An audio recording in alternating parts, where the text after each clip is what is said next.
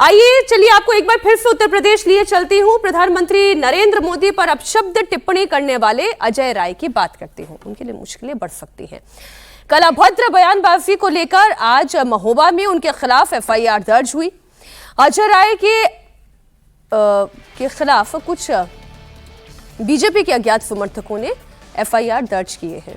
इसे थोड़ा सा समझना होगा कि क्या पीएम मोदी को अपशब्द कहने पर एफआईआर है और 30 अज्ञात समर्थकों पर भी एफआईआर, उनके समर्थकों के खिलाफ 30 अज्ञात समर्थक हैं। अब वो कौन कौन हैं वो भी अब पता चल ही जाएगा कुछ दिनों में। लेकिन फिर वो ये बात कह रहे हैं कि वीडियो एआई जनरेटेड है।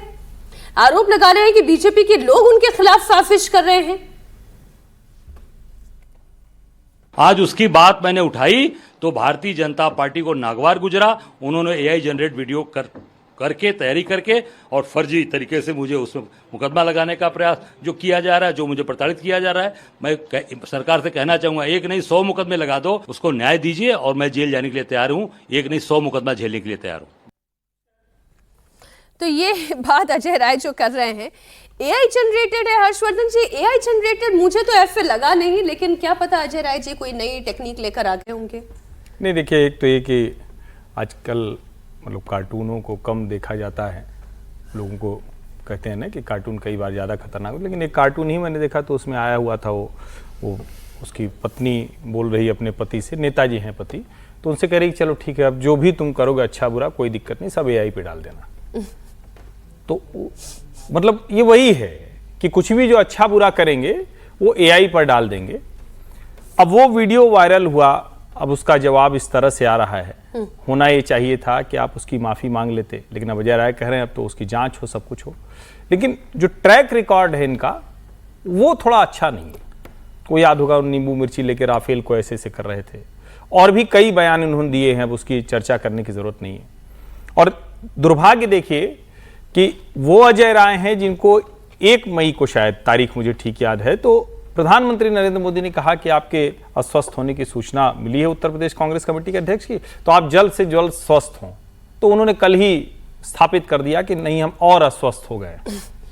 अजय राय के बड़े भाई की हत्या, उसका आरोप मुख्तार अंसारी के ऊपर था।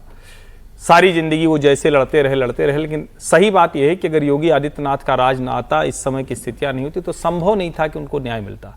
लेकिन आज तक उसको लेकर भी अजय राय कभी मुझे ऐसी कोई टिप्पणी नहीं दिखी। वो अपने अंदाज में रहते हैं, उनके ऊपर एक बाहुबली उस तरह का आरोप लगता रहता है।